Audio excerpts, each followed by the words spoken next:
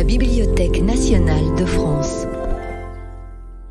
Dans le cadre de la 3e édition du cycle L'art en histoire, consacré à la représentation du corps dans l'art, Paul Ardenne analyse l'évolution de la représentation artistique du corps humain depuis un siècle. Bien, bonsoir, merci d'être venus nombreux, je suis très touché, merci pour l'invitation, donc de longue date, voilà, puisqu'on prépare ici 1 an à l'avance, mais ça m'a laissé le temps de méditer un petit peu ce sujet. Voilà, donc alors la première partie, il y a beaucoup d'images, rassurez-vous, donc si c'est ennuyeux, c'est pas grave, vous pourrez vous reposer, les yeux comme ça un peu, bon, vous filtrerez, etc. Le début va être un petit peu problématique parce que il faut que je présente un peu le sujet, bon, théoriquement, parce que c'est un sujet complexe. Donc à partir de travaux que j'ai pu faire effectivement depuis la fin des années 90, maintenant, notamment ce livre qui avait été publié en 2001, je crois, que j'ai écrit entre 98 et 2001 sur l'image corps. Donc l'image corps, c'est le fait que bon, le corps réel, c'est quelque chose qui existe, bien sûr, on vit avec, on peut pas s'en passer, mais on peut pas vivre non plus sans la représentation du corps, sans nous mettre en représentation. Et donc moi, voilà, je lisais beaucoup à l'époque quelqu'un comme Gilles Deleuze, qui était un philosophe qui a compté pour moi, je l'avoue humblement, et il avait fait ces textes, l'image-temps, l'image-mouvement, et je me suis dit, tiens, voilà, peut-être qu'une image-corps, c'est quelque chose qui peut aussi trouver une sorte de pertinence. Voilà. Donc c'était appliqué à l'art du XXe siècle. Vous verrez, effectivement, les représentations du corps ont considérablement bougé. Bon. Donc pensez l'image comme un effet miroir de la condition humaine. Bon, je vais pas tout relire, tout ce qui est écrit là, mais bon, c'est une manière de poser un petit peu la problématique, le fait que le corps, bon, est une réalité bien sûr physique, organique, mais c'est aussi une réalité signalétique. C'est un signe visuel, c'est quelque chose qui se promène évidemment dans nos représentations partout et de plus en plus avec la modernité. Donc du coup, le recyclage d'un point de vue sur l'époque à travers l'image du corps. Bon, alors la manière dont on met le corps en scène est signifiante, évidemment, ça a toujours du sens. La manière dont nous-mêmes nous mettons en scène est signifiante. Bien sûr, soumission, respect, défi, amour, dégoût, incompréhension, etc. Alors, le XXe siècle avait une donnée très particulière concernant l'image corps, l'image du corps.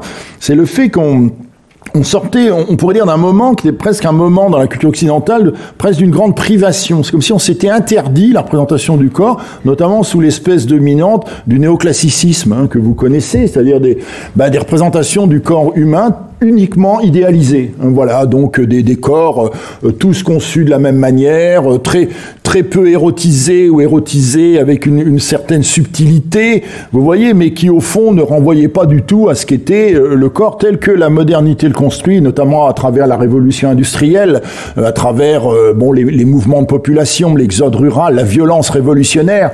Vous voyez, bon, on avait du mal à retrouver une image corps pertinente, sauf chez certains artistes comme Gustave Courbet, par exemple, qui est sans doute un des artistes les plus importants du 19e siècle pour cette raison-là, puisqu'il a contrebalancé un petit peu la représentation du corps. Alors, ce qui apparaît avec le XXe siècle, vous allez voir jusqu'à une sorte de suffocation, tellement il y en a, c'est essentiellement la question de l'émancipation. C'est-à-dire, on voit comment les artistes qui représentent le corps, que ce soit en peinture, dessin, photographie, cinéma, d'exposition, performance aussi, le fait de faire du corps l'objet d'art comme ça et de lui faire jouer quelque chose, voilà, est un corps qui finalement va lever un petit peu tous les tabous, donc nudité, sécularisation, révolution de l'impudeur, liberté sexuelle, intimité, extimité, pour la fin notamment du XXe siècle, et homme nouveau, la question de l'homme nouveau, on va voir le corps militant, le corps hédoniste, bien évidemment, et puis le post-humain, le XXe siècle se fermait sur cette question du corps bionique, comme on pouvait dire, post-humain, c'est-à-dire le corps prothétique, orthopédique, celui qui veut être autre chose qu'un corps organique, qui veut être aussi un corps machine. On finissait là-dessus. Et vous verrez que ça va changer avec le 21e siècle. Hein. J'ai vraiment dissocié 20e et 21e parce qu'il y a un changement, on le verra. Bon. Alors, ce qui est intéressant aussi, c'est vraiment l'envers, le miroir inversé. C'est-à-dire, autant on a des images d'émancipation, autant on a des images, on pourrait dire, de la déréliction, de la destruction, du corps abîmé, le corps de guerre, la question du génocide. Vous voyez l'absurdité de la condition humaine, le cadavre aussi, hein, bien évidemment. Bon, une sorte de représentation donc du corps vivant qui au fond ne trouve pas sa place, hein, particulièrement dans la société, en tout cas en Occident. Bon. Alors bon, là c'est très long, hein, ce texte-là, c'est extrêmement long, on va pas relire tout ça, mais il faut peut-être retenir juste quelques données. C'est pourquoi l'émancipation, c'est-à-dire pourquoi, lors même que longtemps on a préféré coder la représentation du corps dans des modèles idéalistes, comme ça quasiment inchangés depuis la Renaissance, hein, depuis du XIVe siècle, on peut dire, au XIXe, pourquoi tout d'un coup il y a cette espèce de changement. Alors, il y a des données importantes, donc l'investigation scientifique, hein, qui met à jour un corps organique pour ce qu'il est. On commence à regarder, bon, on a regardé le corps depuis longtemps, le corps organique, mais on commence à dire il faut représenter ce corps organique, il faut que les choses se voient. Le dévoilement psychologique, évidemment, hein, qui révèle la complexité de la pensée sensible et la mécanique des affects. Bon, le 19e siècle, c'est le siècle de la psychologie, hein, bien évidemment, hein, vous le savez, 19e, début du 20e, hein, bien sûr, et cette question de la désacralisation, très importante, le recul, en quelque sorte, avec les Lumières, donc sinon dès la Renaissance, bon, le recul du fait religieux, hein, ce qui ne veut pas dire qu'il continue pas, mais du moins il est moins structurant qu'il a pu l'être. Bon, alors il y a une citation ici de quelqu'un dont je respecte beaucoup les travaux, qui est une historienne de l'art, qui est Nadège Lannéry d'Agen, donc qui a écrit ce livre remarquable, L'invention du corps, la représentation de l'homme du Moyen-Âge à la fin du 19e siècle, qui est publié au moment où moi je faisais ce livre sur l'image corps. Donc elle réfléchit justement à toutes ces questions. Voilà, elle parle du travail que l'art exerce sur le corps, hein, dit-elle. Il n'est pas de nature annexe, tout au contraire, il est l'indexation par la figure d'une mutation des savoirs et du point de vue. Hein, on change le point de vue qu'on a sur l'humain à bien des égards, et ce changement du point de vue, cette rationalisation, cette attention plus forte, se traduit par la levée des représentations idéalistes au profit souvent des représentations réalistes, hein, ou psychologiques.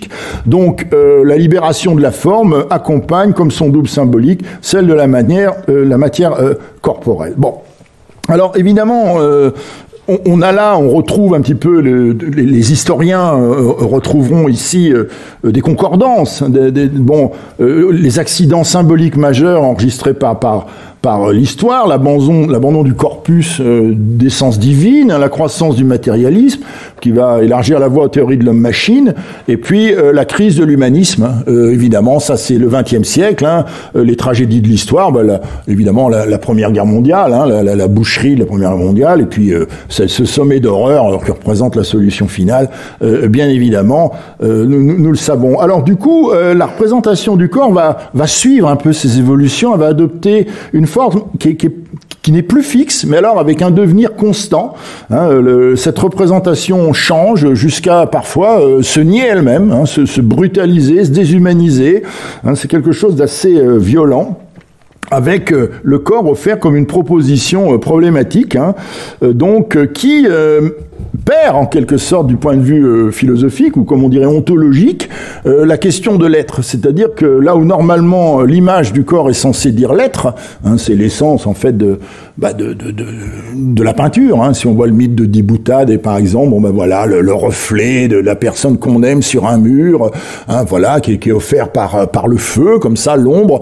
Voilà, c'est la personne. L'image renvoie à l'être de la personne. Eh bien, d'une certaine façon, c'est quelque chose qui tend à devenir très flou. Hein. On perd les représentations génériques, la figure se disperse, hein, elle est remise en cause, d'une manière de plus en plus forte. Hein, et je vous mets, clairement, corps fragmenté du cubisme, corps désertant le tableau des actionnistes, les performeurs, par exemple, on représente plus, on se présente, hein, voilà, dans le cadre de la performance.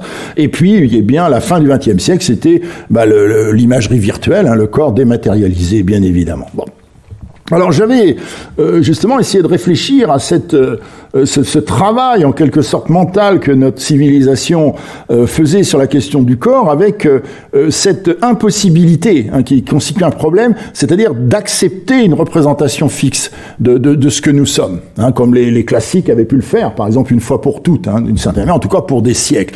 Et en particulier, ça posait la question de l'extrême, c'est-à-dire d'une sorte d'extrémisation tout le temps de la représentation, c'est-à-dire comment l'humain occidental en particulier, et plus spécialement, cherchait toujours à déborder les représentations acquises, et ce débordement nous entraînait vers la question d'un extrémisme, c'est-à-dire de trouver une limite et puis essayer de passer donc cette limite, ce qui veut dire subvertir, ce qui veut dire briser les tabous, ce qui veut dire se rendre obscène, pornographier le corps, le violenter, même le tuer. Vous avez des performances artistiques qui induisent la possibilité de l'autodestruction à des fins artistiques, à des fins de représentation, ce qui constitue quand même une sorte de limite, bien évidemment. Je suis extrême, donc je suis.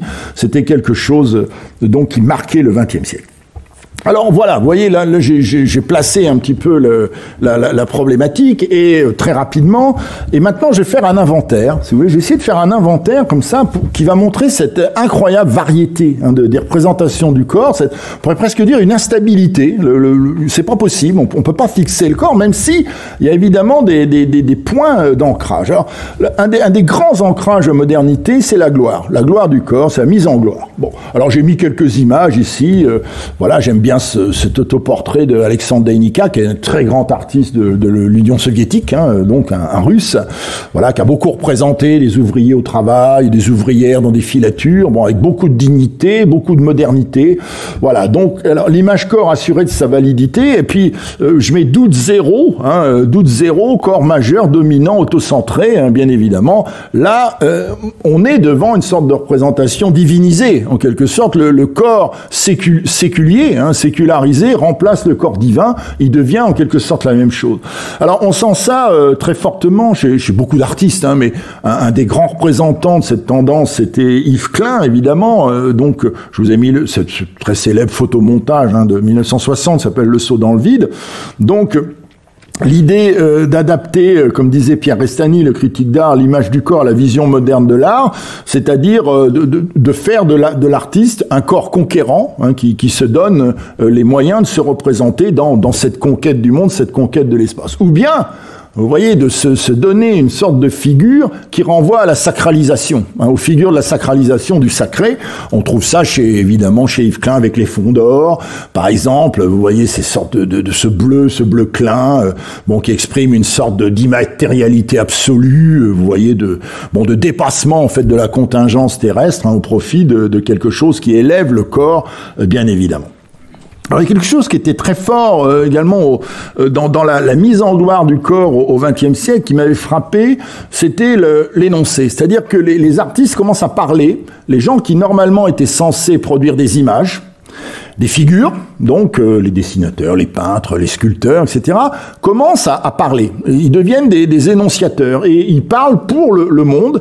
Et même comme quelqu'un comme Joseph Beuys, par exemple ici, qu'on voit cet artiste allemand, il parle même pour une sorte d'au-delà du monde. Beuys, c'est quelqu'un qui est assez intéressant, une sorte de grand mythomane, menteur, invétéré, mais c'est ce qu'on demande aux artistes. On leur demande d'inventer l'humanité, telle qu'elle n'est pas, bien évidemment, par des représentations outré, voire outrancière.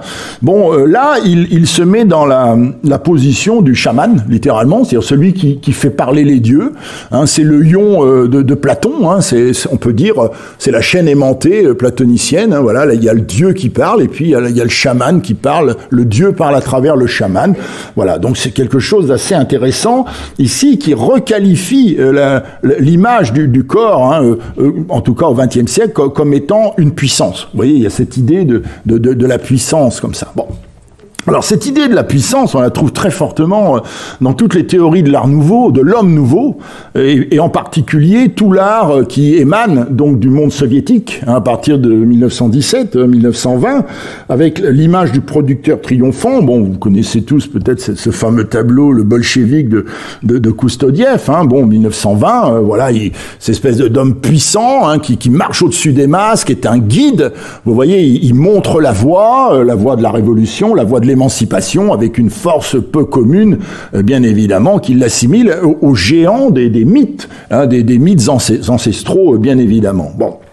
Avec le retour très très puissant d'une théorie qui est née au XIXe siècle, avec Saint-Simon, notamment le socialiste, on pourrait dire primitif, utopiste, la théorie de l'organisateur, l'idée que l'humain ne vaut qu'à être celui qui organise le monde. Vous connaissez peut-être cette parabole de Saint-Simon, qui est extrêmement intéressante, où il dit si demain mouraient, je sais pas quoi, tous les 20 premiers archevêques, les 20 premiers princes, les 20 premiers, je sais pas, enfin tous les gens, les aristocrates, etc. Ça n'aurait aucune conséquence finalement sur la société. Par contre, s'ils meurent les 20 premiers médecins, les 20 premiers ingénieurs, alors là, par contre, le monde s'effondre. Vous voyez, c'est comme ça. Donc il y a cette idée qui nous emmène vers une sorte de sécularisation et de divinisation du corps par la sécularisation.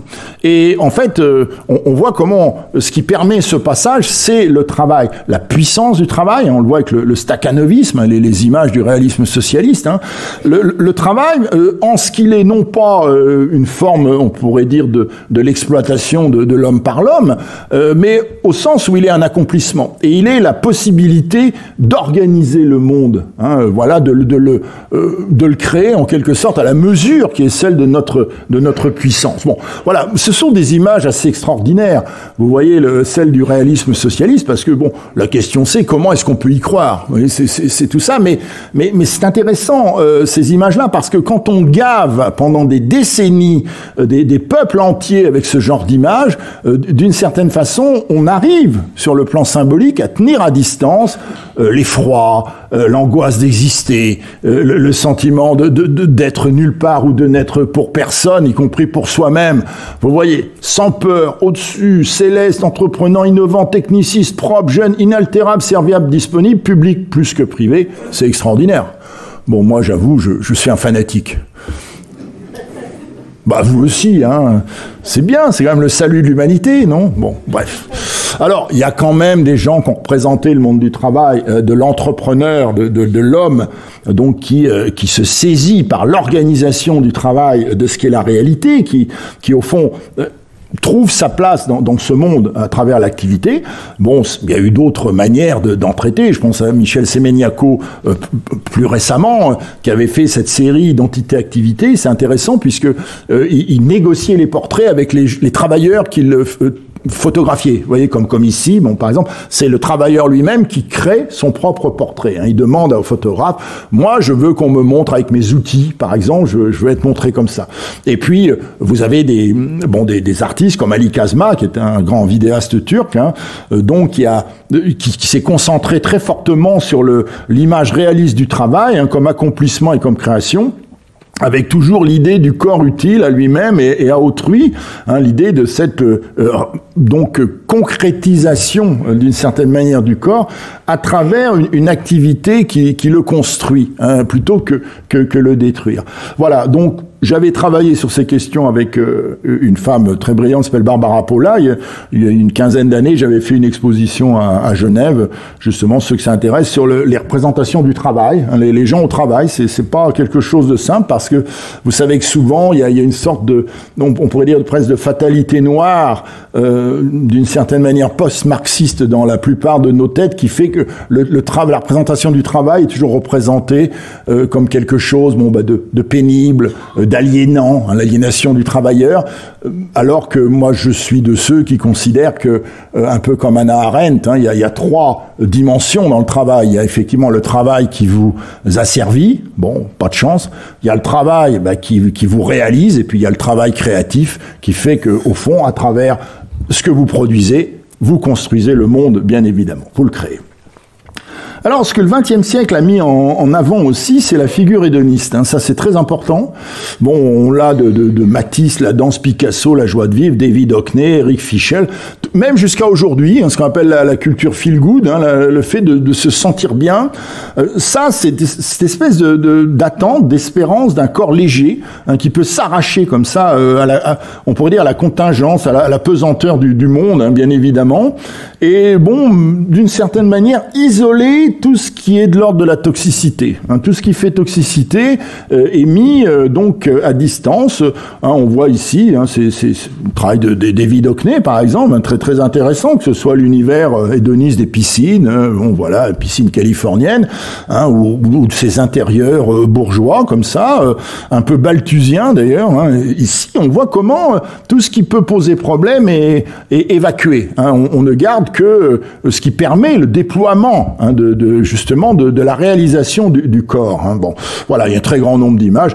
J'ai mis des images de Eric Fischel, qui est un grand plasticien américain de la fin du XXe siècle, qui est vraiment le peintre de la classe moyenne. Bon, mais de la classe moyenne hédoniste. Vous voyez, on va dire comme dans la classification de Warner, ce qu'on appelle la classe moyenne supérieure. Voilà. Donc les gens qui ont de l'argent, les gens qui ont du temps, les gens qui ont du pouvoir, qui ont une sorte de représentation, et qui est intéressante, qui leur permet, en étant des travailleurs qui acquièrent un statut donc de reconnaissance sociale et de pouvoir social, qui peuvent se permettre d'être représentés en ne faisant rien. Vous voyez, sans être taxés d'oisiveté, voilà, ou comme Oblomov, une sorte de paresseux sublime et splendide. Bien sûr. Bon, voilà, le feel good, voilà, la source des professionnels du bien-être. Bon, là, on tombe quand même un peu dans le ridicule. Bon, alors.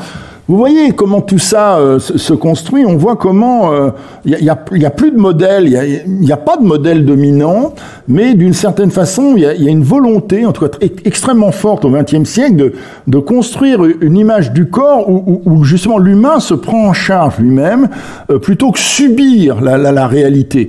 Et même en se donnant parfois la possibilité de la créer, donc de déborder tout ce qu'elle pourrait avoir d'entravant, tout ce qu'elle pourrait avoir de négatif. Alors ça n'empêche pas qu'il y a un très fort mouvement qui vient, il vient de très loin dans l'histoire occidentale, un mouvement qu'on pourrait appeler celui du sublime inversé et de l'homme des douleurs, le retour de l'homme des douleurs. Et là, évidemment, on voit, c'est le continuum, d'une certaine manière, pour certains artistes ineffaçable, toute la culture de la souffrance, de l'affliction, de la déréliction, comme on le disait tout à l'heure, la destruction.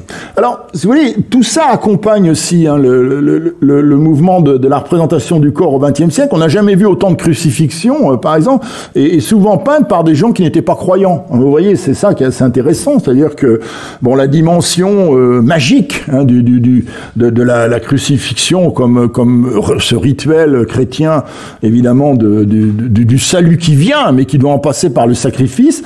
On voit chez Buffet, chez Sutherland, par exemple, l'artiste anglais, ça laisse plutôt place à un corps perdu, d'une certaine façon que personne ne va récupérer.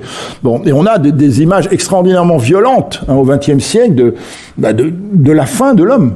Déjà, pas une fin de l'humain qui est abordée comme le font les structuralistes ou les gens comme Michel Foucault dans les années 60, c'est-à-dire l'idée que la technostructure est devenue tellement puissante, le conditionnement de nos vies est devenu tel que nous n'existons plus. Nous sommes d'une certaine manière des marionnettes, et rien d'autre. C'est pas ça du tout. C'est vraiment un corps qui peut pas prendre le dessus sur le mal qui lui est fait. Vous voyez, c'est ça. On voit ça.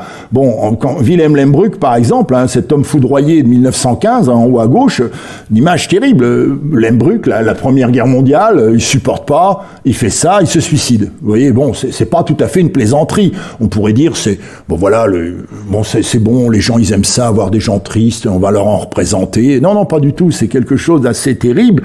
Et puis, évidemment, toute cette irreprésentable aussi du corps génocidé, que ce soit évidemment avec donc la question de la solution finale, Boris, j'ai oublié le i, pardon, Tazliki, donc un très grand nombre d'artistes ont essayé de représenter ce qui s'est passé dans les camps de la mort, c'est-à-dire la mise en place de quelque chose d'assez impensable, c'est-à-dire une violence telle que finalement on va mécaniser la destruction de l'humain. Bien sûr. Bon, il y a eu des très grands textes qui ont été écrits sur le représentable et l'irreprésentable. Bon, je pense à évidemment Georges Didier Huberman, que vous connaissez tous, qui est quelqu'un de tout à fait remarquable. Bon, qu'est-ce qu'on peut représenter de ça? C'est-à-dire d'un moment de la civilisation qui va se caractériser par l'effacement de toute une partie du peuple humain. Voilà, prétendument pour faire valoir une autre partie de ce peuple humain. Comment est-ce qu'on peut croire que ça peut fonctionner, si vous voulez, ce sont des choses comme ça. Bon, il y a eu Lionel Richard aussi a écrit ce livre remarquable sur l'art et la guerre, où il a écrit des pages absolument phénoménales sur la question de l'irreprésentable. Comment à un moment donné il y a une sorte de limite.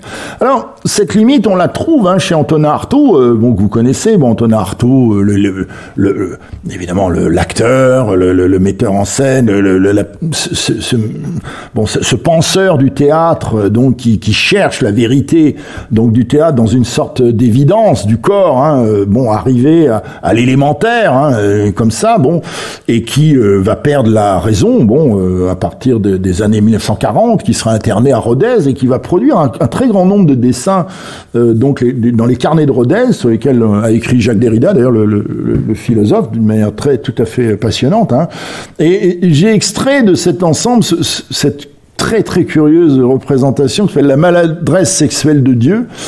Quand le créateur faillit, les créatures qui sont les siennes ne peuvent que faillir aussi. C'est comme ça. Bon, si Dieu rate sa création, eh bien c'est comme ça.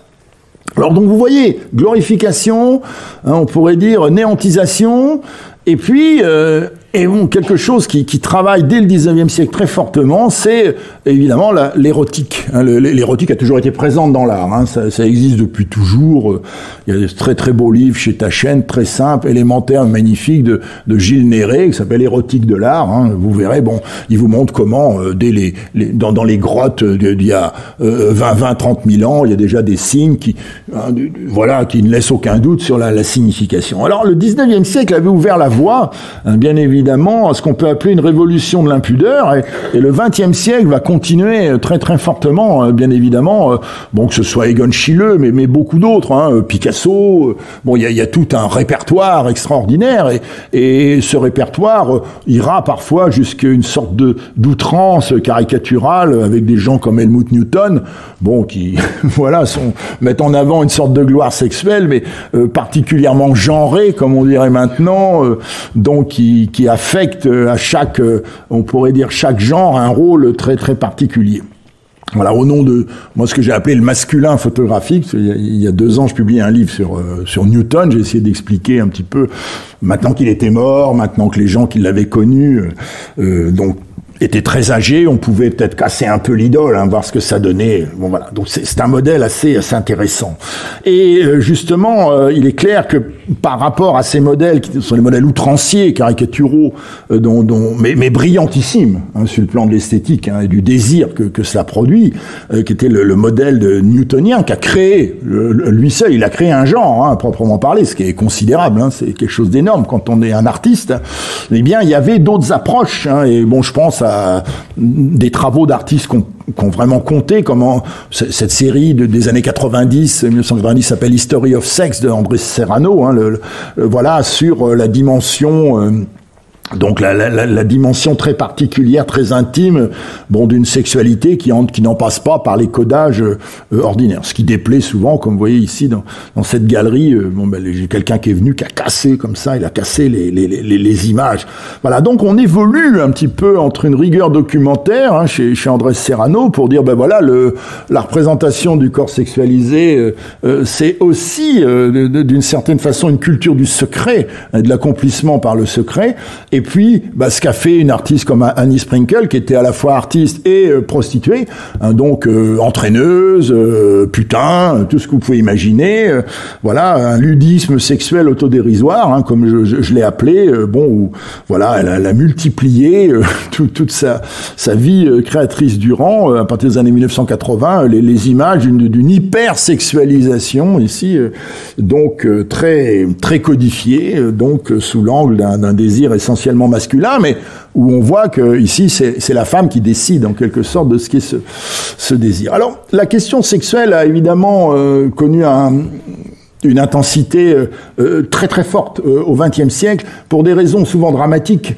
La première étant évidemment le drame qu'a constitué la non-reconnaissance de l'homosexualité masculine et féminine. Longtemps, le fait que l'homosexualité était considérée comme une maladie mentale, bien évidemment, par un très grand nombre de régimes politiques, et elle obligeait à la dissimulation, et elle obligeait à des jeux, en particulier des jeux de travestissement, qui vont être en quelque sorte mis sur le devant de la scène avec beaucoup de brio par certains artistes. Je pense à Michel Journiac. Là, vous voyez par exemple cette œuvre, hommage à Freud. Voilà, il prend l'apparence de son père, il prend l'apparence de sa mère. Voilà, donc également le travestissement, etc. Qui va devenir dans les années 1980, et notamment avec l'apparition du sida autour de 82-83, qui est une maladie qui touche très très fortement le monde de l'art, le monde de la culture, donc où la composante homosexuelle masculine notamment est importante à cette époque-là, et donc ça va accompagner le coming out un petit peu général, donc autour de cette question sexuelle déviante entre guillemets, ou considérée comme telle. Et on va voir un très grand nombre d'artistes mettre en avant la question de leur sexualité et trouver des formes qui vont avec, qui sont extrêmement intéressantes, comme on le voit avec Luciano Castelli et beaucoup d'autres. En fait, c'est une sorte de formes qui n'ont pas d'antécédence d'une certaine façon. On n'a pas jusqu'à présent vu des œuvres comme celle de Félix González Torres, par exemple, qui représente photo d'un lit, par exemple, un lit défait, où quand son compagnon est en train de mourir du sida, vous voyez ces œuvres avec des bonbons là, voilà, qui représentent le poids de son ami en train de perdre du poids en bonbons, et que les spectateurs sont invités à venir consommer comme ça. Voilà. Alors donc il y a cette donnée qui est importante. Je crois que on va en reparler avec le 21e siècle, la question du genre, qui est évidemment devenue très importante, mais on voit l'apparition d'un art gay, d'un art lesbien qui a ses expositions, qui a ses lieux, qui a ses auteurs, qui sont souvent très très brillants et qui vont mettre l'accent sur des choses qui jusqu'à présent n'avaient pas été particulièrement travaillées. Alors, vous voyez, ça nous amène vers quelque chose qui est l'intime, leur serment sur la scène privée. Dans les années, notamment la fin du XXe siècle, on parle du retour du réel. C'est quelque chose qui est très fort, et notamment c'est codifié sous le nom des esthétiques de l'ordinaire. Les esthétiques de l'ordinaire, c'est-à-dire que on va commencer à vraiment se lasser de tout ce qui avait pu constituer une sorte de doctoritas, d'autorité, l'artiste comme l'auteur, celui qui a l'autorité. Et ça va se traduire, par exemple, par une foultitude de représentations artistiques où les artistes mettent en avant la débilité, la faiblesse et même l'idiotie. Il y a tout un mouvement d'artistes idiots. Alors, je montre pas d'image ici, mais je vous renvoie à ce très très grand livre qui a été écrit par Jean-Yves Joannet, que vous connaissez sans doute, un de nos grands penseurs. Jean-Yves, qui est par ailleurs quelqu'un de très modeste et très sympathique, qui s'appelle qui est consacré à l'idiotie. Qui a été publié par Beaux-Arts il y a une vingtaine d'années. Qui est un livre qui montre, Jean-Yves exagère un petit peu, mais il montre qu'au fond, l'idiotie est peut-être le ressort secret du sérieux qu'on veut mettre dans l'art. C'est-à-dire, on met du sérieux parce qu'au fond, on n'arrive pas à maîtriser ce qu'on est. L'être nous échappe continuellement. Alors, tout ça amène vers une espèce de repositionnement du regard sur le corps humain qui va passer par l'intime. C'est quelque chose de très très fort. À la fin du XXe siècle, je vois se multiplier des œuvres autour de l'intimité, comment les gens vivent, avec une banalité considérable. En quoi l'intime, souvent c'est intéressant. Je veux dire, quand vous brossez les dents le matin dans votre salle de bain, je sais pas, est-ce que c'est aussi intéressant que l'archer, Héraclès archer de Bourdelle, vous voyez, en train de bander un arc, là, on a l'impression quand il va lâcher lâcher la flèche, ça ira, je sais plus où, je suis jusqu'où. Bon, c'est comme ça. Resserrement sur sa vie avec, évidemment, en 1985, hein, le fameux portfolio qui fera date de Nan Goldin, hein, la balade de la dépendance sexuelle, hein, qui va vraiment frapper de stupeur un très grand nombre d'amateurs des images du corps, puisque le corps est montré tel qu'il est, quoi, tel qu'on vit au jour le jour, c'est comme ça. Ou bien Didier B, hein, moi je me souviens très bien, voilà quelqu'un qui recentre tout son travail d'artiste sur le monde immédiat. Par exemple ici, le monde vu de ma fenêtre. Voilà, donc il fait des grandes collections, vous voyez, comme ça, d'ouvrages. Donc on est dans l'immédiateté. Vous voyez, cette espèce de données qui fait que là où on avait mis peut-être beaucoup d'idéalisation, beaucoup symboliquement une idée de transcendance dans la représentation du corps, dans l'esprit toujours du corps humain comme étant le corps de Dieu ou de la créature divine. Le créateur est qu'un petit c par rapport à Dieu, le créateur est qu'un grand c, si vous voulez. Eh bien, on tend à remettre les choses au niveau du réel. C'est le retour du réel. On est au ras du réel.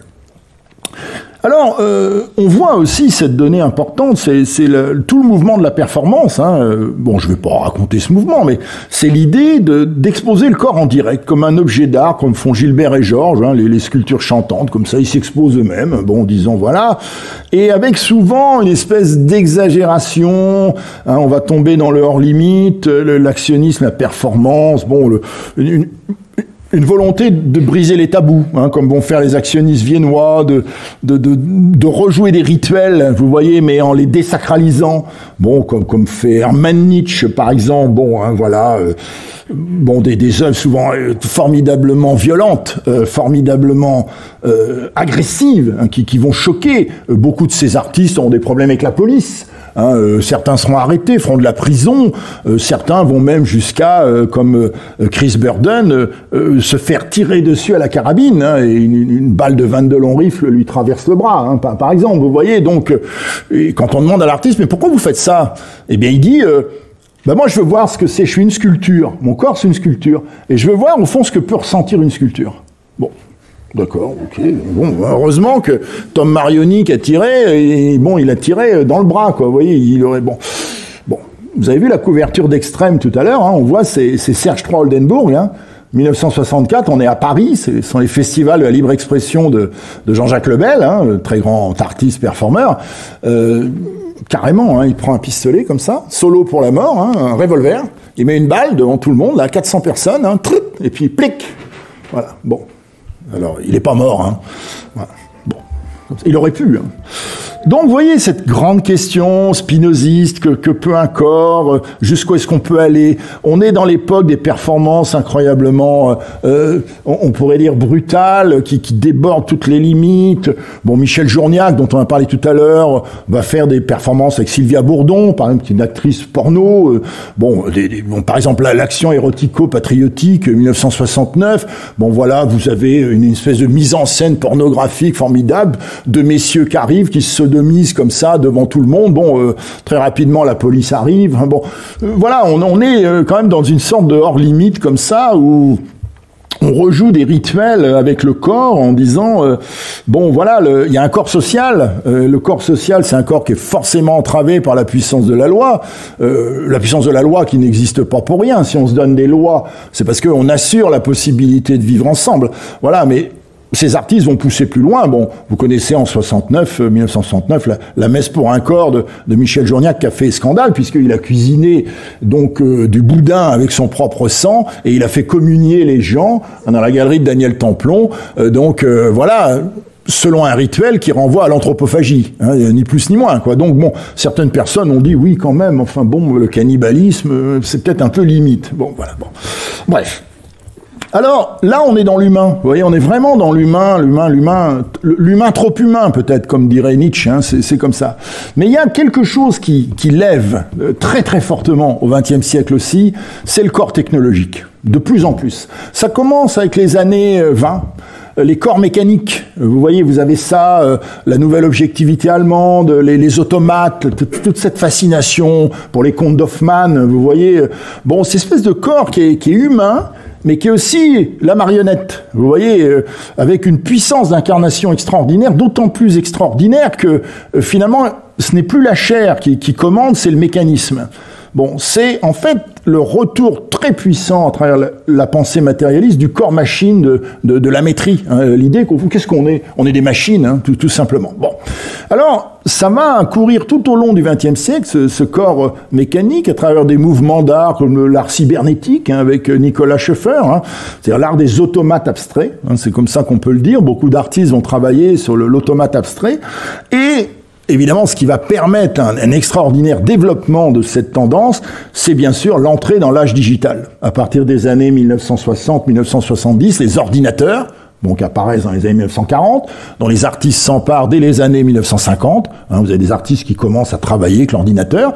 Et puis progressivement, comme Jeffrey Shaw, vous voyez, on commence à faire des installations très particulières où on utilise l'ordinateur et on met en avant un modèle qui va être le modèle post-humain qui triomphera à la fin du XXe siècle, au fond du corps augmenté. Hein, c'est la fameuse logique du corps augmenté. Un des grands représentants, parmi beaucoup d'autres, c'est un Australien, il s'appelle Stellark, hein, que vous avez là, qui a commencé comme performeur physique, hein, très, très violent, même en produisant des pratiques, ce qu'on appelle l'okipa, hein, c'est-à-dire en se faisant suspendre, en étant tenu en l'air par des crochets de boucher. Hein, vous voyez, il fait ça à Manhattan, hein, par exemple, il se fait suspendre comme ça au milieu d'une rue, donc à Manhattan, enfin donc voilà, à Chelsea. Hein. À l'époque, c'était pas le quartier bourgeois que c'est devenu aujourd'hui, hein, bien évidemment. Et voilà, et il va aller vers la machine. Vous voyez, progressivement.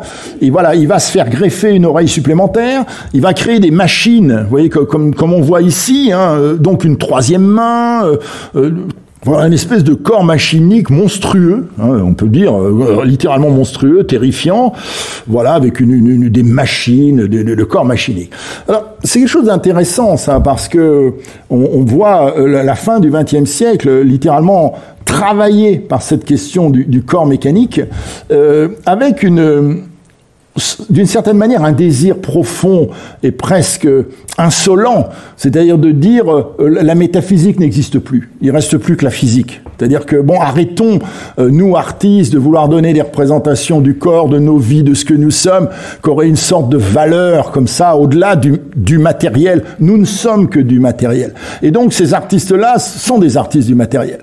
Hein, c'est assez effrayant, puisque quel est le prix à payer à la mécanisation de l'humain? Vous le savez, si vous mécanisez l'humain, il n'y a plus d'esprit. S'il n'y a plus d'esprit, vous pouvez détruire. Détruire une machine, c'est pas un problème, vous êtes bien d'accord. Bon, si en détruisant un humain, vous détruisez une machine, la belle affaire, il suffit de la reconstruire, c'est comme ça. Alors, on arrive en quelque sorte à la fin vous voyez, quand on arrive à la fin du XXe siècle, on rentre dans un moment qui est assez intéressant, c'est que vous voyez, souvent dans les mouvements artistiques, on pourrait dire de l'avant-garde, à partir du 19e siècle en particulier, vous avez très souvent une tendance qui va en chasser une autre, qui va la remplacer, puis qui elle-même va être remplacée. Vous voyez, par exemple, voilà, néoclassicisme, très bien. Puis après, le romantisme, Delacroix arrive. Puis après, le réalisme, Courbet arrive. Et puis après, l'impressionniste, Monet arrive. Vous voyez, puis après, les fauves. Hein, vous voyez, les fauves, et puis après les cubistes, et puis les surréalistes, et puis, vous voyez, c'est comme ça. Mais là, ce qui est intéressant au XXe siècle, c'est que tout se superpose progressivement. C'est-à-dire que vous avez des artistes qui vont travailler dans une certaine logique de la représentation du corps, selon leurs options, et puis d'autres dans d'autres logiques. Et on a un effet de brouillage très très fort qui va se traduire à la fin du XXe siècle par la fascination pour le monstre. Le monstre devient une figure essentielle des représentations du corps. Donc il y a une quarantaine d'années maintenant, 40, 30 ans maintenant, avec notamment quelqu'un qui est toujours actif, une artiste suractive, qui est Orlan, que vous avez là, qui au départ vous vous rappelez peut-être, dans les années 80, va faire modifier son corps au moyen de la chirurgie esthétique, ce qui était quelque chose de très difficile, de très violent, très douloureux, elle vous le dirait, et puis qui progressivement va utiliser pour modifier son propre corps, qui est son unique objet de travail, en se donnant la représentation des formes de la beauté féminine sous l'immensité de leurs variations possibles. Donc, elle va utiliser l'imagerie digitale de plus en plus. Alors, on rentre dans une sorte de principe d'équivalence, hein, ce qui fait que l'humain, c'est la monstruosité, l'humain est le monstre est l'humain, hein, on rentre dans une sorte d'idéal tératologique, hein, comme on peut dire, qui va fasciner un très grand nombre d'artistes. Et voilà, par exemple, vous voyez quelqu'un comme Douglas Gordon, un artiste écossais, par exemple, Monster, c'est pas compliqué, il fait son autoportrait juste avec du scotch.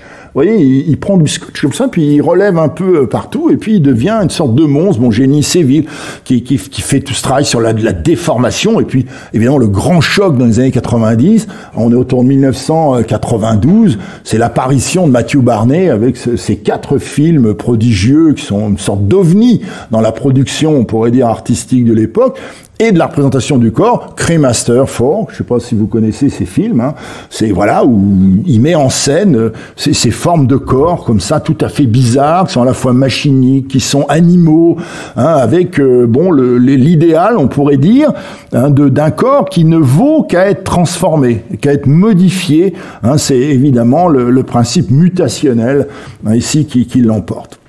Alors qui a son sens, hein, évidemment. Hein, c'est aussi une façon de dire le corps tel quel ne nous intéresse plus. Hein, il est trop peu de choses. Ou alors il est trop de choses.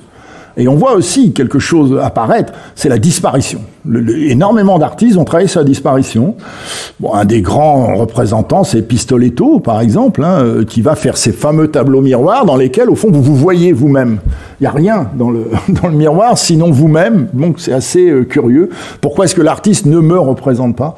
Ou alors, il me représente, mais d'une autre façon. Et puis, bon, je me souviens, dans les années 90, du musée Combol, hein, par exemple, c'est un artiste qui s'appelle Driss Sardissé. Bon, c'est un artiste qui travaillait sur les lieux vides. Hein, il créait des lieux, des installations, comme ici, où il y a énormément d'objets.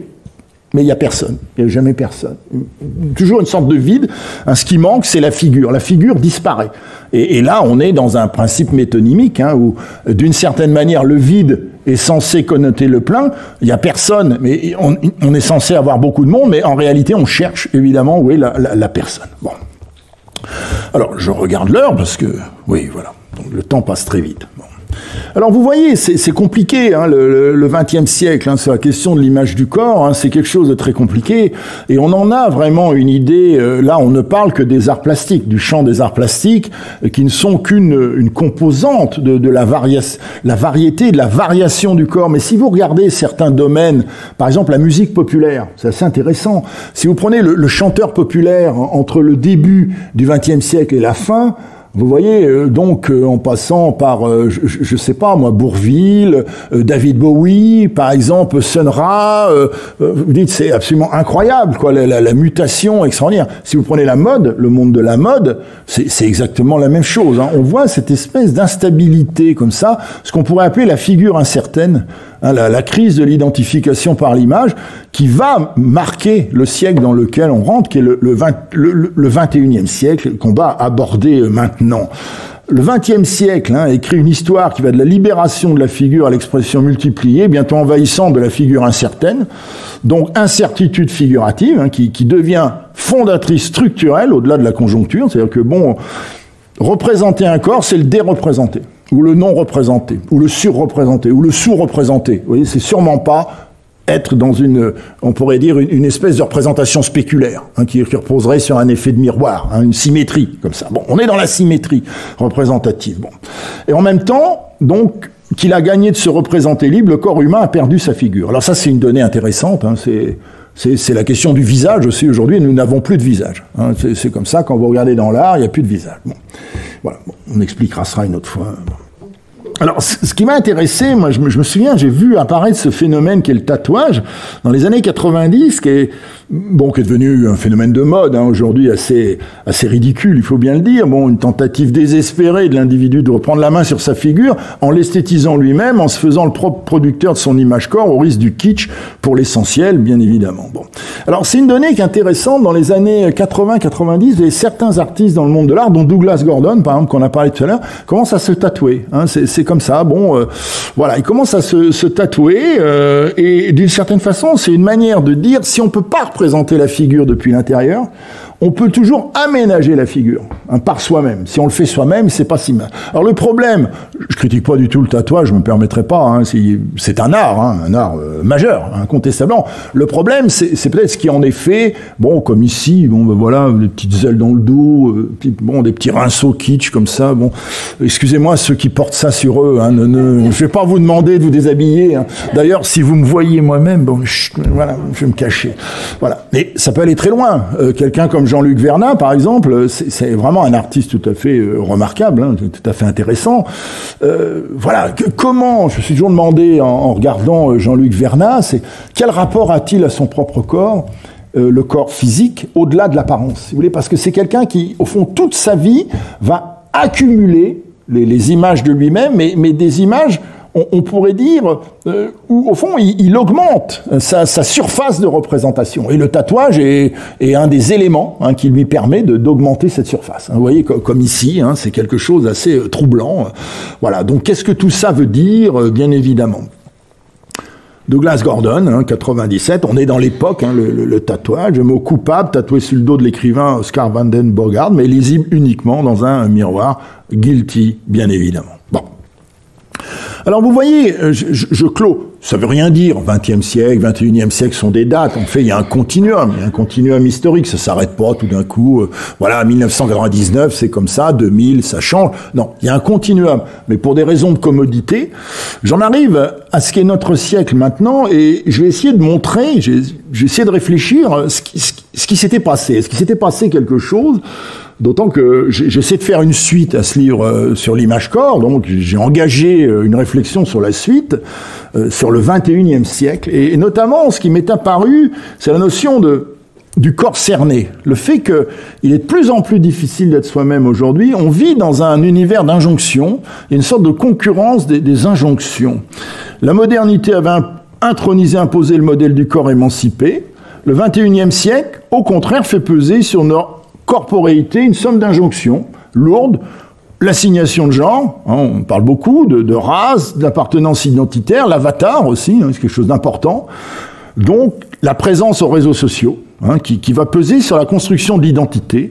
Voilà, l'image corps évolue, et il est dorénavant moins question de dépasser nos limites que de les fixer. C'est ça qui est intéressant, hein. C'est l'idée que nous perdons complètement pied avec la représentation ici. Donc évolution très très très forte, hein, évidemment, qui décalque les mutations de la société, individualisme, corps social, libération politique et sexuelle, culte du corps, transhumanisme, décolonialisme, transgenrisme, esthétique immatérielle, artificielle et avatarisation. Bon, en fait, on a une image corps dynamique, je crois qu'elle n'a jamais été autant qu'elle l'est aujourd'hui, mais elle a une très grande instabilité et impose un problème qui est celui de l'identification. C'est-à-dire comment me reconnaître dans les images que le monde produit.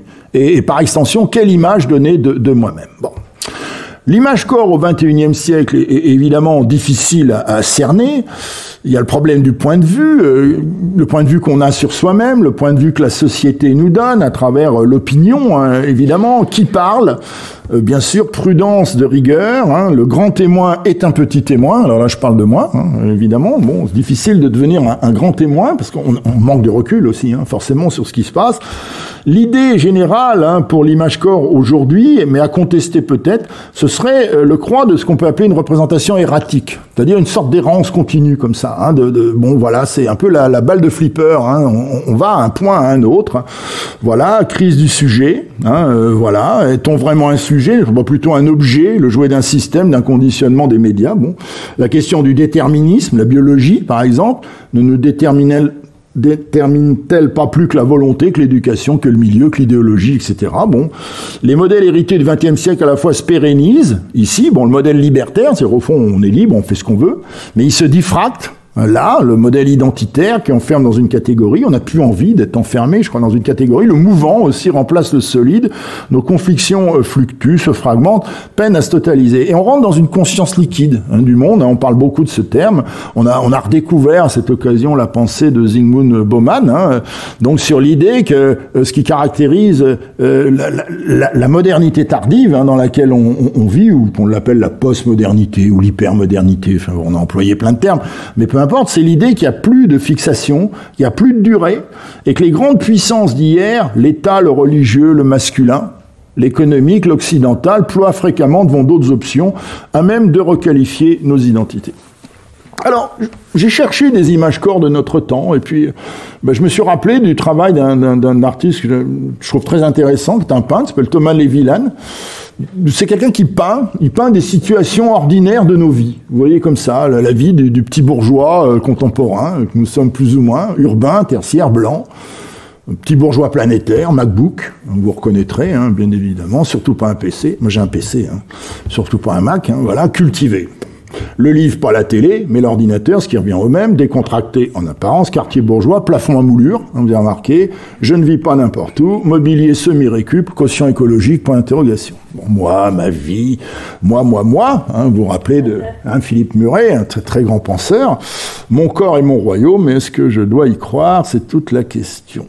Voilà, temps libre, vacances, y être pour ne pas y être, communication smartphonique, ennui, seul, alors peu importe qu'on l'écrive à l'ancienne ou en inclusif, hein, c'est toujours pareil, hein, on est quand même seul. Même après l'amour, potentiel dépressif, le corps comme isolat, crevé solitaire. Autonomie est libre mais solitaire, le monde ne m'aime pas. Divorce affectif, crise du soi, du moi, du nous, mon devenir, vacances, occuper le temps, coolitude, vrai ou faux? Oui, hein. C'est extraordinaire, hein, je trouve l'univers de Thomas Levilan, hein, c'est des instantanés sur nos corps, la position qu'ils prennent, hein, c'est quelque chose de, c'est assez bien vu, surproduire les enfants, va pour le groupe, mais ma place en ce monde, hein, c'est assez bien marqué ici, bien évidemment. Jeunesse, beauté, séduction, emporter le morceau, choper, fixer, cosmétisation, vers le fait, ai-je le bon corps? Voilà. Bon, aujourd'hui et demain, hein, c'est toute la question. Bon. Alors, si vous voulez, il y a cette idée, on voit, hein, qui est très très forte aujourd'hui. On pourrait parler d'une fragilité statutaire, d'une précarité identitaire, et avec cette conséquence, c'est-à-dire comment est-ce qu'on peut représenter l'humain? Ça devient un véritable problème.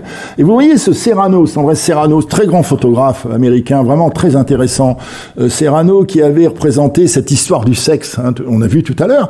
Eh bien, quelques années plus tard, 20 ans, 25 ans plus tard, il va nous présenter une série qui s'appelle Robot, donc qui est assez intéressante, détour par la machine inhumaine pour identifier la machine humaine. La délégation comme symptôme quand l'autre me définit, hein, c'est assez curieux, hein, voilà, bon, peut-être la meilleure manière de représenter l'humain, c'est de représenter les imaginaires robotiques, hein, finalement, dans lesquels il pourrait se reconnaître lui-même. Alors c'est assez intéressant parce que c'est une collection de robots qu'il a lui-même constituée.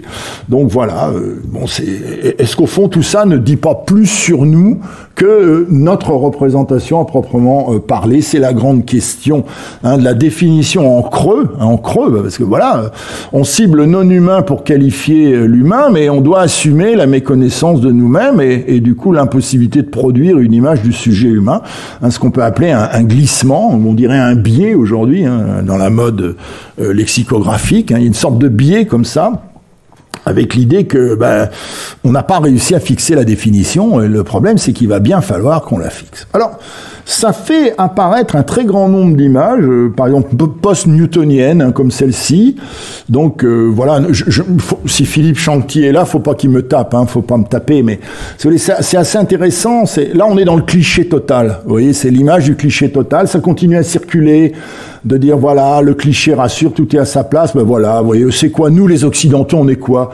Nous, on est libre, on déjante, on est bon, on est le modèle, on est au top. Voilà, qui a dit qu'il y avait une crise des représentations. Alors, ça vous donne ce genre d'image, comme si on vivait comme ça. Enfin, peut-être que vous vivez comme ça. Hein. Je sais pas, mesdemoiselles, mesdames, peut-être que voilà, vous êtes là, voilà, vous vivez une sorte d'orgie continue, comme ça, voilà, destructive sur. Et bon, tout ça, évidemment, on aimerait y croire, on aimerait que c'est comme ça, ce soit comme ça, mais voilà, bon.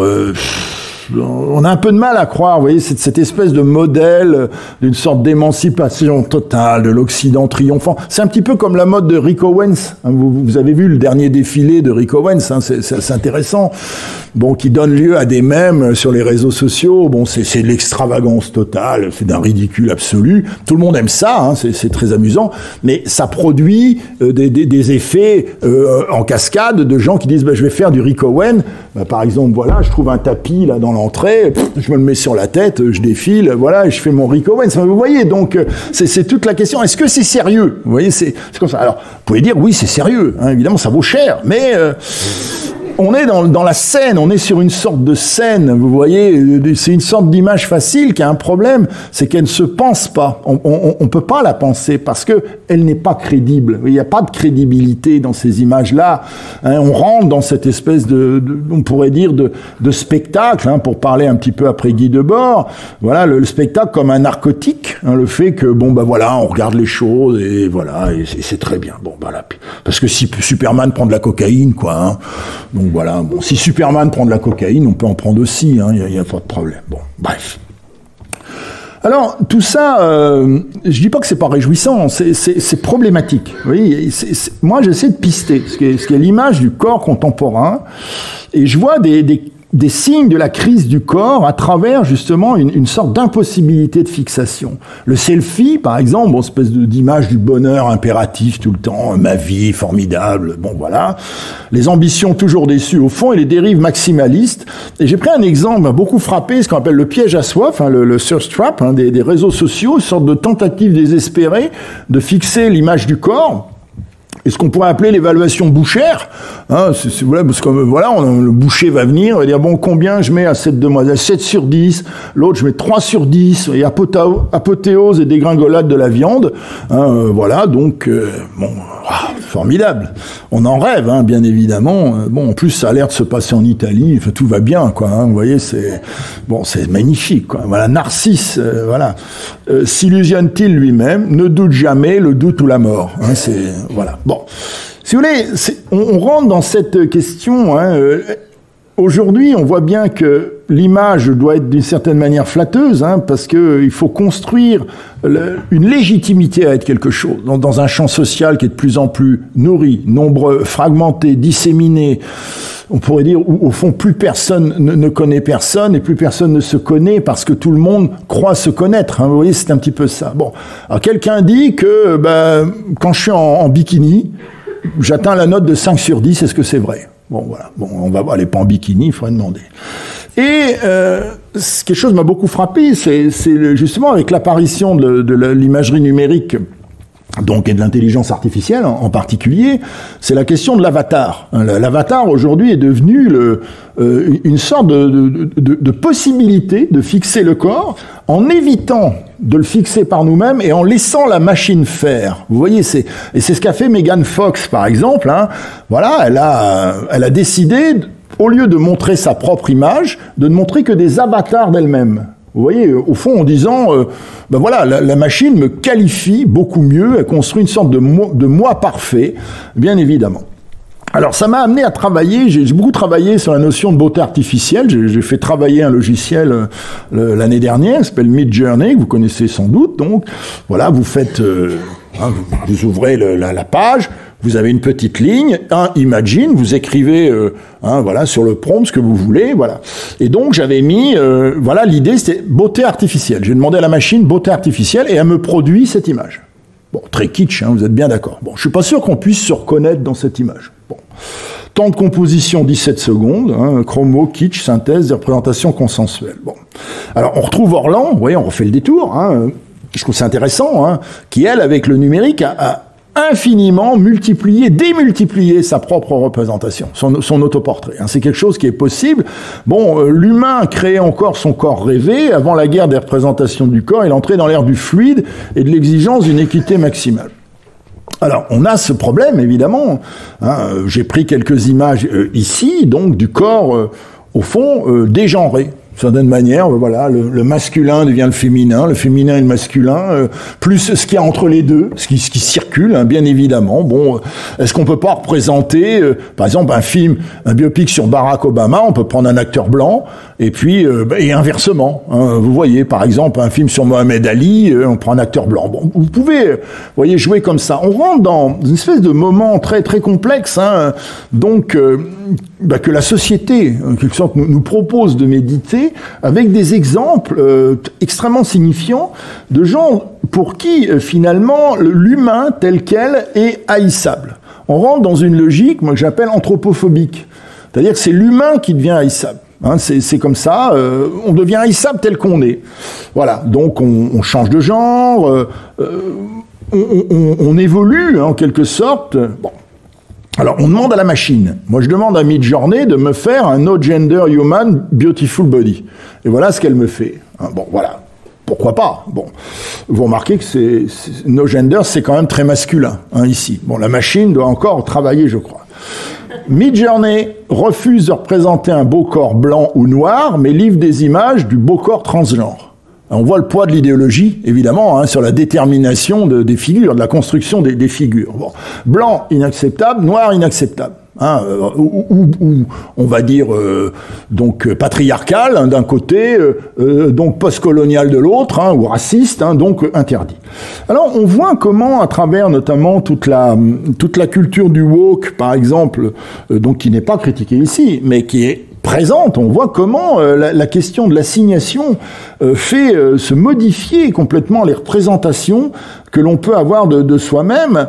On voit à travers, par exemple, le mouvement du woke, c'est tout l'intérêt qui est porté donc à une relecture, en quelque sorte, du monde, de la grille de lecture du monde, au nom de la race, au nom de l'appartenance identitaire, au nom du sexe, du genre, etc.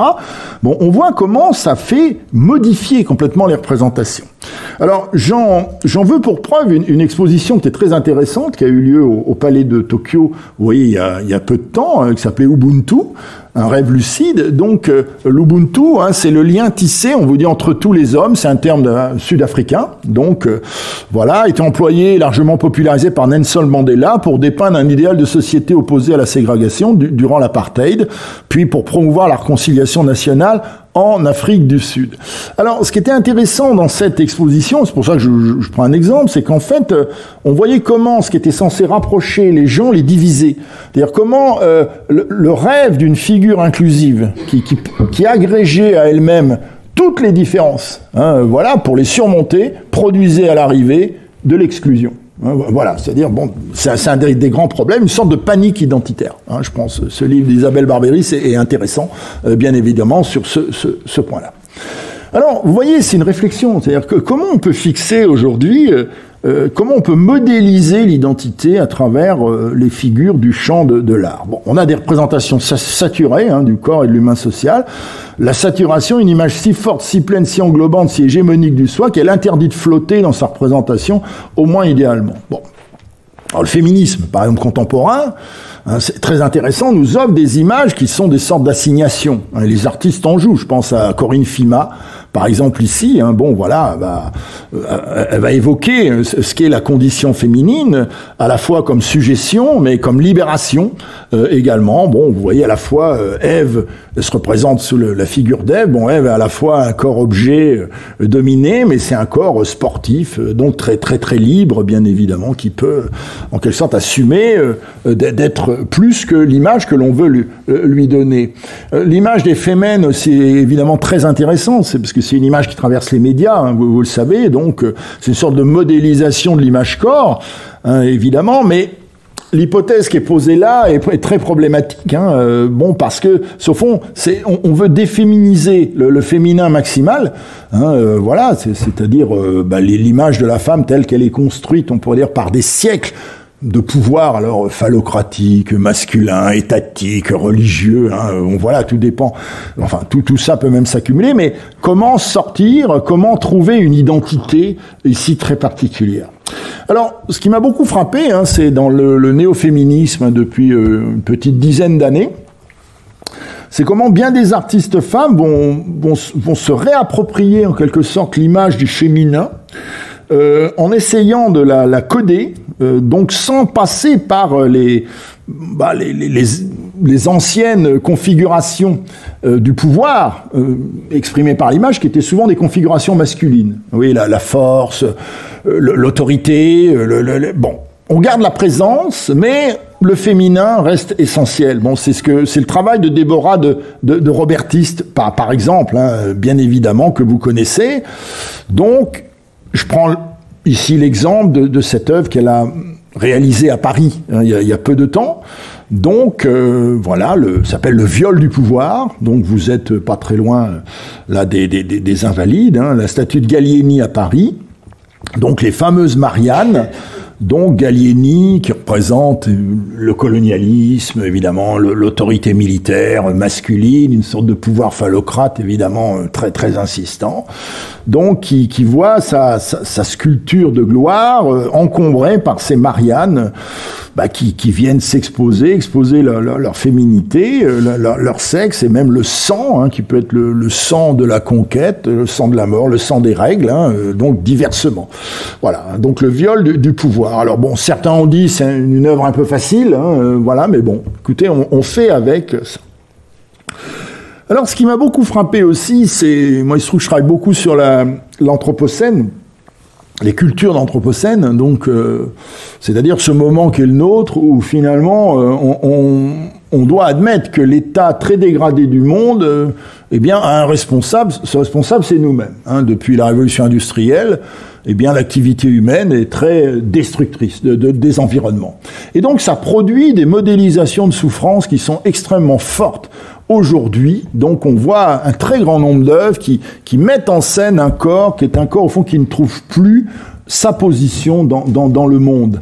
Je pense à John Aconfra, par exemple, qui est un artiste qui vit en Angleterre, qui représentera l'Angleterre à la Biennale de Venise là dans quelques mois. Donc, qui a fait tout un travail sur comment nous regardons le monde aujourd'hui, et comment regardons le monde. Nous ne nous regardons plus nous-mêmes, mais nous renversons d'une certaine manière le regard qu'on portait auparavant sur nous-mêmes. Narcisse ne se regarde plus, il regarde l'étendue des dégâts qu'il a commis, et ce qui lui interdit de se regarder lui-même. Voilà, c'est assez intéressant. C'est la perte du reflet. Vous voyez, c'est dans le narcissisme, le narcisse élémentaire, c'est la nature qui produit le reflet, c'est de l'eau. Vous voyez, et là, d'une certaine manière, il n'y a plus de reflet. Et donc, ça exprime quelque chose qui est de l'ordre d'une perte incommensurable, bien évidemment, qui est la perte de la position. On peut plus se positionner, puisque d'une certaine manière, on ne se voit plus.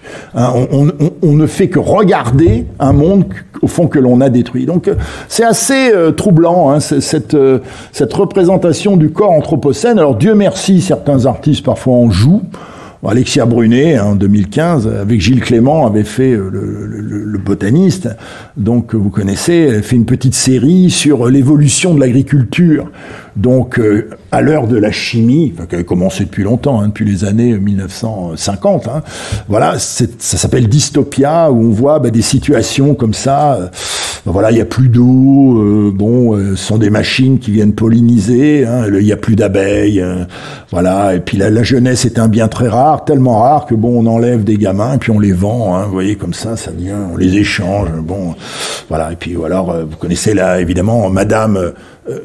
dans l'imaginaire du foyer traditionnel, Madame sort le matin, salue Monsieur qui part au travail. Oui, c'était comme ça. Sauf que là, il faut mettre vraiment faut se protéger, parce que les pesticides, tout ça, c'est voilà. Alors, il y a une tentation, c'est la requalification radicale. Ça traverse vraiment l'époque. C'est quelque chose qui ne peut pas ne pas vous frapper. On parlait d'anthropophobie tout à l'heure, c'est-à-dire de la haine de l'humain. Jusqu'à ce point où, il y a quelque temps à Berlin, par exemple, vous avez 200 personnes qui se sont réunies et qui se sont mis à aboyer ensemble. Comme ça. C'est assez intéressant, vous pouvez les trouver sur YouTube. Alors ne leur demandez pas ce qu'elles font, parce qu'elles vont répondre... Non mais expliquez-moi. D'accord, ok. Plutôt animal qu'humain. Voilà, ça c'est aussi une hypothèse. Vous voyez, le devenir animal est quelque chose qui travaille très fortement le corps contemporain, le corps anthropocène. On voit ça avec Linda Molenaar, mais beaucoup d'autres. Se fictionner animal. Voilà. Écoutez, si vous en avez marre d'être un humain, assez, d'aller chez le psychanalyste, voilà, de payer très cher vos séances, écoutez, faites le loup, comme ça, voilà, comme Boris Norman, vous faites l'araignée, imaginez que vous êtes une araignée, vous voyez, comme ça, vous c'est intéressant, vous tissez des toiles comme ça, voilà. C'est pas une plaisanterie, tout ça, c'est quelque chose d'intéressant, parce que ça parle quand même d'une crise dans la civilisation. Hein, c'est évident. 100 ans après Freud, hein, quand Freud s'interrogeait il y a 100 ans exactement hein, sur la crise de la civilisation, on voit comment en 100 années quelque chose a changé. Parce que si Freud il y a quelque chose qu'il n'avait pas pu imaginer, certaine manière, encore que quand on voit son étude sur l'homme au loup, hein, des choses comme ça, mais c'est que l'humain ne se penserait plus en tant qu'humain. Vous voyez, mais là, il se pense en tant qu'animal.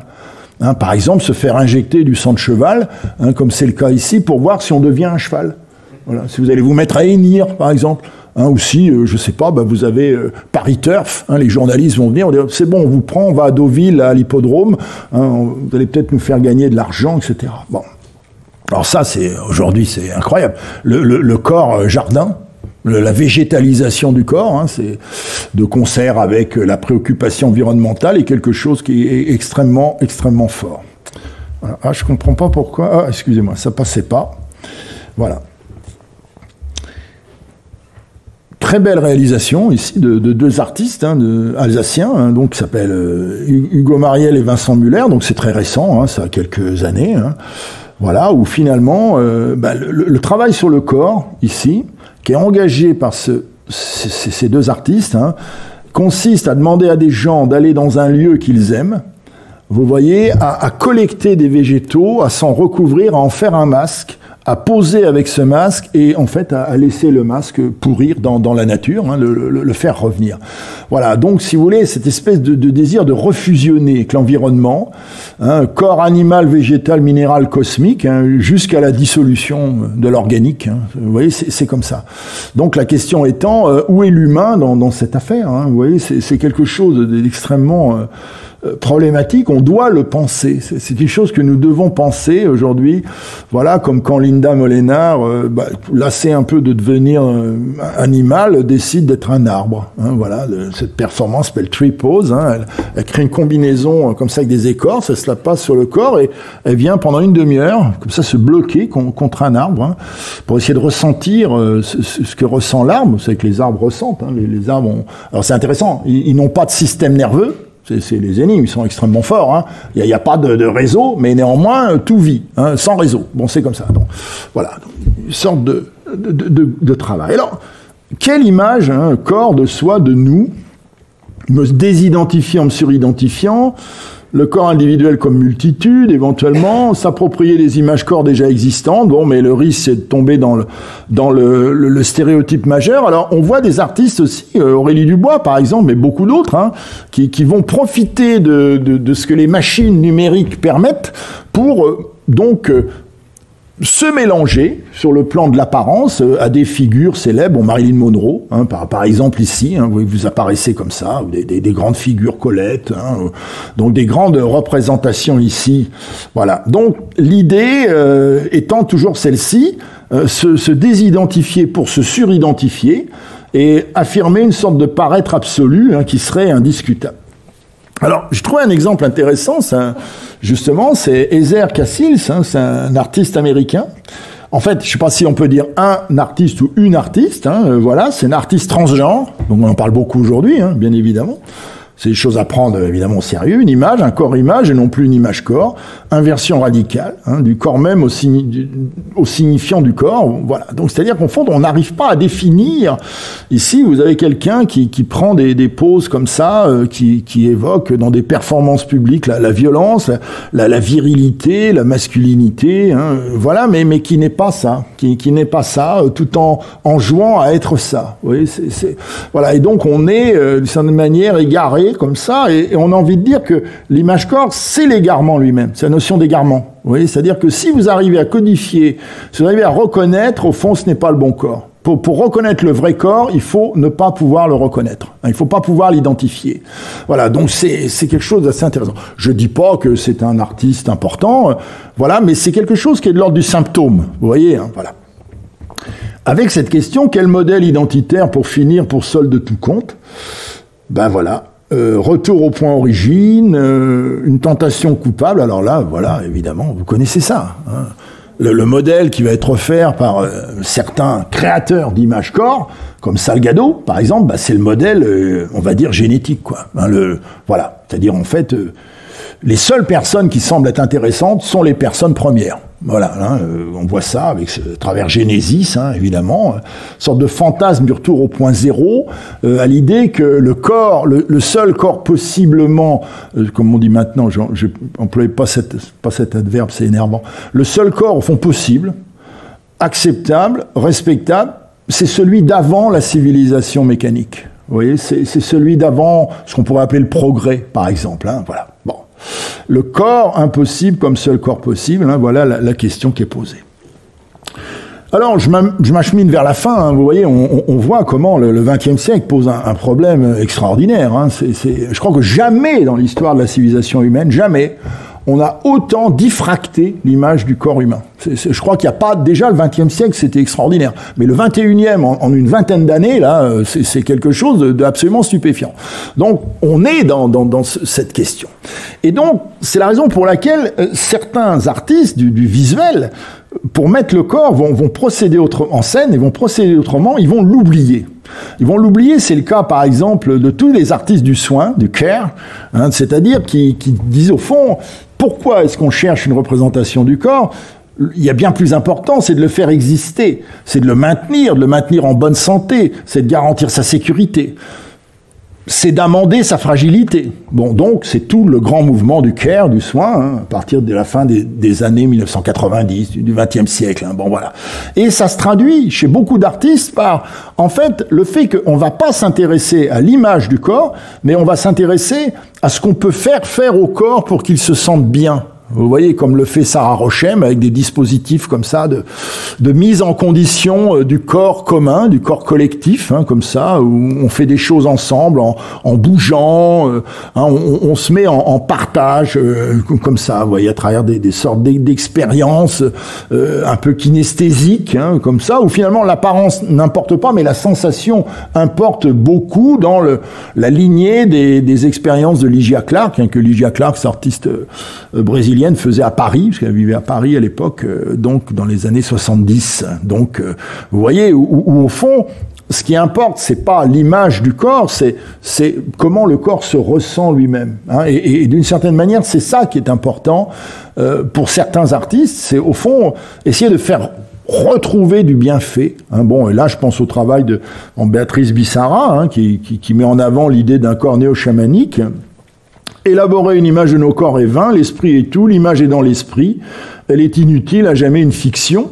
Et donc tout le travail de cet artiste, par exemple, va consister à créer des dispositifs, des situations, si vous voulez, devant lesquelles vous allez être mis et qui vont faire que vous vous sentirez bien. Vous voyez, par exemple, l'hypnotisme, hein, tout le travail, le brain training, hein, toutes ces formes comme ça de soins ou de prétendus soins qui évoquent un peu, on pourrait dire, la médication des anciens, hein, parfois, bon, voilà. Et je conclus, vous voyez, je conclus, je suis obligé de conclure sur le corps d'incertitude, hein, mon nom est-il tous les noms, mon nom est peut-être tous les noms, hein, et ce tous les noms n'en est sans doute aucun absolument, hein, c'est la question, bien évidemment. Bon. Avec un idéal corpopoétique, hein, qui consisterait encore, on retrouve le modèle Jean-Luc Vernat, élaborer soi-même son propre corps de son mieux, bon, sachant que c'est peut-être pas toujours celui que l'on voudrait. C'est l'exemple aussi de ce que fait Jean-Luc Vernat, parce que plus au fond cet artiste surajoute, on pourrait dire, de la physionomie à sa physionomie existante, bon, au fond, plus il fait la preuve qu'il s'accomplit, mais qu'il ne l'était pas, et que vraisemblablement il ne le sera jamais. Donc ça pose un problème. Et puis ce qui pose un problème, ça m'a beaucoup frappé, moi je me suis beaucoup intéressé à la politique, aux représentations politiques dans l'art, c'est qu'il y a des images qui se perdent, et qui pourtant sont très présentes. Bon, l'image du militant, par exemple, oui. Bon, voilà, qu'est-ce que c'est que ces images qui abondent dans le réel? Voilà, les manifestations, on n'en a jamais vu autant. Vous êtes bien d'accord, hein? Vous en avez sans doute fait beaucoup, hein, ces derniers temps. Bon, là, c'est moi qui ai pris les photos. Là, on est à Rouen, voilà, c'est une manifestation contre la réforme des retraites, qui me représentera, moi, militant, quels artistes ont dit la crise des gilets jaunes, par exemple, vous voyez? Pourtant, le gilet jaune, c'est un corps extrêmement important. Hein, au moins l'apparence, vous voyez, c'est ce qu'il représente, bon... On le voit bien aujourd'hui. Vous allumez France Culture, il y a pas en 2 jours un moment où on parle pas de l'exemple des Gilets jaunes. Bon, alors qu'on les méprisait il y a 5 ans, à juste titre d'ailleurs. Parfois, ils avaient des idées, certains, pas toujours respectables. Bon, le corps du migrant, dont on parle beaucoup aujourd'hui. Bon, là, on peut dire qu'on est dans les stéréotypes complètement, qui me représentera. On est dans la logique de l'art compassionnel. Bon, vous vous rappelez en 2015, quand tous les Syriens arrivent, on voit que l'art occidental se charge de représentation de migrants. Tout le monde fait des migrants, peint des migrants. Il y a des romans sur les migrants. Enfin, vous voyez, c'est comme ça. Bon, c'est bien, mais au fond, tout le monde s'en fout, quoi. Enfin, en tout cas, ça dure un petit moment, mais voilà. Bah oui, qui parlera de ce corps-là, qui vraiment en parle, quoi, à part le cliché du rap, quoi d'autre? Bon, alors, ça m'amène à ma conclusion. Est-ce que, par défaut, on n'est pas obligé de produire une sorte de représentation intermédiaire? Mais est-ce qu'elle est recevable? Une sorte de synthèse. Et là, j'ai trouvé un artiste américain, s'appelle Florian Crévert. Son travail m'a beaucoup frappé. C'est un travail de peinture que pas particulièrement, de manière à capter notre attention, à déchaîner notre passion, notre passion, on pourrait dire visuelle.